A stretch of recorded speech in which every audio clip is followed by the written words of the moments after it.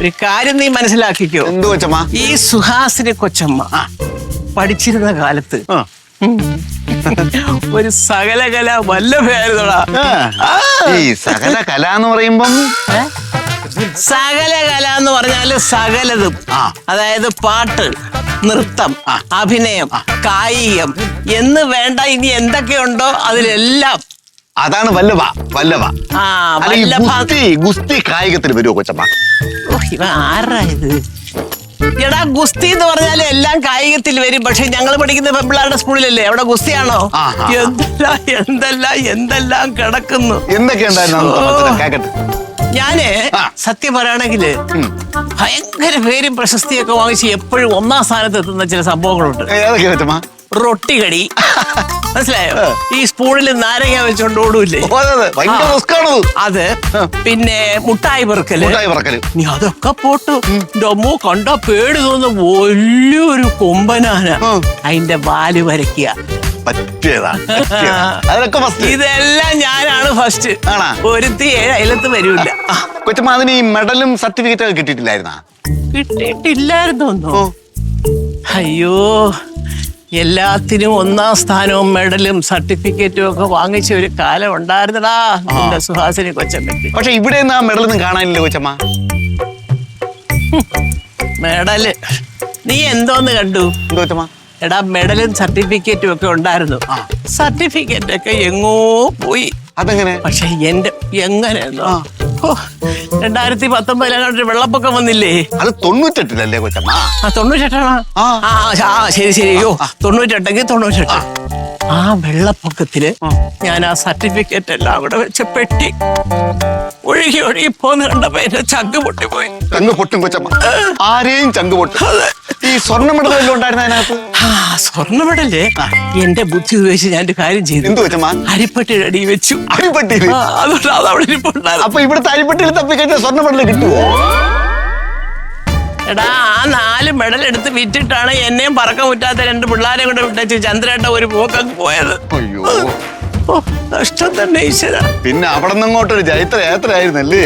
എന്തെല്ലാം പരിഹാസങ്ങള്, ബന്ധക്കാരുടെ സ്വന്തക്കാരുടെ പുച്ഛരസത്തിലുള്ള ചില കമന്റുകള്. ഇതെല്ലാം കേട്ടിട്ടും തളരാതെ പതറാതെ അങ്ങനൊരു ജൈത്രയാത്രയിലൂടെ വിജയം നേടിയവളാണ് എന്റെ ഈ സുഹാസിനി കൊച്ചമ്മ. എന്റെ പൊന്നു കൊച്ചമ്മ, ഞാൻ അത് തന്നെയാണ് പറഞ്ഞത്. ഞാൻ നേരത്തെ പറഞ്ഞ കള്ളല്ല കൊച്ചമ്മ. ഇപ്പോഴും എന്റെ കൊച്ചമ്മ നന്നാകണേ എന്ന് പ്രാർത്ഥിച്ചിട്ടാണ് എല്ലാ ദിവസവും ഞാൻ കിടന്നുറങ്ങുന്നത്. അറിയാമോ? സത്യം. ഞാനേ കൊച്ചമ്മ, ഞാൻ എന്നെ ചന്ദ്രസാർ കൊണ്ടുവരുന്ന ആ വർഷവും ദിവസവും ഓർമ്മയുണ്ട? അതിനുശേഷം ഞാൻ അതിനു മുമ്പ് പട്ടിണി എന്തുമാത്രം അനുഭവിച്ചു കൊച്ചമ്മ. അപ്പോ ഇവിടെ കൊണ്ടുവന്ന് കൊച്ചമ്മയുടെ അടുത്ത് ആക്കിയിട്ട് പോകുമ്പോ ആ കൊച്ചമ്മ എന്നെ പൊന്നുപോലെ സ്വന്തം മക്കളെ പോലെ എന്നെ നോക്കി. എന്റെ വീട് എനിക്ക് കാക്കാൻ പറ്റി. എനിക്ക് സർവ്വവിധ ഐശ്വര്യങ്ങളും ഉണ്ടായത് എന്റെ കൊച്ചമ്മയുടെ അടുത്ത് വന്നിട്ടാണ്.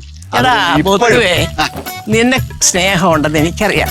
നിന്റെ ഈ സ്നേഹം, ഈ വാത്സല്യം, ഈ അതീവ ശ്രദ്ധ, അതൊക്കെ പോട്ട് ഈ ഉണ്ടാക്കി തരുന്ന ആഹാരം തന്നെ ഉഗ്രൻ ആഹാരമാ.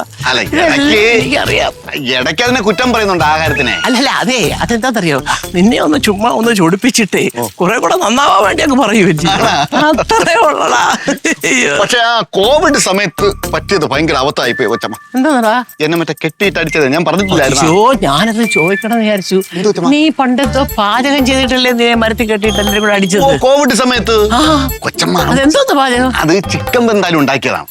ചിക്കൻ വെന്താലും വെന്തില്ലെങ്കിൽ അത് പറഞ്ഞിപ്പോ എന്തോ ഉണ്ടാക്കിയത്? ചിക്കൻ വെന്തല്ല, ഞാൻ ഉണ്ടാക്കിയ പുതിയ ഭക്ഷണം ഞാൻ കണ്ടുപിടിച്ചതാണ്. 2 ദിവസം ഞാൻ ഇവിടുന്ന് മാറി നിന്നില്ലായിരുന്നു. കോവിഡ് വന്നത് കാരണം എനിക്ക് അവിടെ നിന്ന് ഇങ്ങോട്ട് വരാൻ പറ്റിയില്ല. അങ്ങനെ 1-1.5 ആഴ്ച വീട്ടിലായി പോയി. ആൾക്കാർക്ക് ഒരു നല്ലതുണ്ടാവട്ടെ, പാചകകലയിൽ എന്തെങ്കിലും ഒരു പുതുമ ഉണ്ടാക്കണമല്ലോ, മറ്റുള്ളവർ ഉണ്ടാക്കുന്നതിൽ നിന്നും വ്യത്യസ്തമായിട്ട് എന്തെങ്കിലും ചെയ്യണമല്ലോ എന്ന് വിചാരിച്ചിട്ട് ഞാൻ ചിക്കൻ വെന്താലും ഉണ്ടാക്കി. മനസ്സിന്റെ നല്ല ഉദ്ദേശം. ആ ചിക്കൻ വെന്താലുലിട്ട എന്തോ ഒരു സംഭവം ഇത്തിരി കുഴപ്പമായി പോയി. കഴിച്ചവർക്ക് ചൊറിച്ചിൽ വന്നു കൊച്ചമ്മ. അങ്ങനെ എന്നെ കെട്ടിയിട്ട് അടിച്ചു. അതൊക്കെ ഭയങ്കര വൈറലായില്ലേ ഫേസ്ബുക്കിൽ. ആരോ എടുത്തിട്ട് എവിടെ നിന്നെല്ലാം വിളി വന്ന്, നിനക്കൊക്കെ വേറെ പണിയില്ലടാ, നീ ആണടാ പാചകക്കാരനൊക്കെ ചോദിച്ചിട്ട് കണ്ടമാനം പേര് ചീത്ത വിളിച്ചു. മുത്തു, ഞാനിങ്ങനെ ആലോചിച്ചതേ, നീ ഉണ്ടാക്കിയ സാധനം കഴിച്ചപ്പോ ചൊറിച്ചില് വന്നു കൊച്ചമ്മ. എനിക്ക് നിന്നോട് ഒരു കാര്യം പറയാനുണ്ട്. നീ ഉണ്ടാക്കിയ അതേ സാധനം നീ ഇവിടെ ഒന്ന് ഉണ്ടാക്കണം. അതാണ് ചൊറിച്ചില് വരണം, വേറൊന്നും കൊണ്ടല്ല. സർവത്ര പുച്ഛം, ചന്ദ്രഹാസം എന്ന് പറഞ്ഞാൽ പുച്ഛം, ചന്ദ്രഹാസം പ്രസ്ഥാനം എന്ന് പറഞ്ഞാൽ പുച്ഛം. അയ്യോ സുഹാസിനി എന്ന് പറഞ്ഞാൽ ഇത് ഞാനുണ്ടാക്കിയ ഈ ആസ്തികളെല്ലാം ഇതെല്ലാം വെറും കുപ്പിയിലെ ഭൂതമാണെന്ന് പറഞ്ഞ് തുള്ളിച്ചാടി അഹങ്കരിച്ച് കിടക്കുന്ന രണ്ടെണ്ണങ്ങളകത്തുണ്ട്. ആ അടുക്കള കയറത്തുമില്ല, ചുമ്മാ തുള്ളിക്കൊണ്ട് നടന്നുള്ളൂ. ഇവളുമാരെ ഒരു പാഠം പഠിപ്പിക്കണം.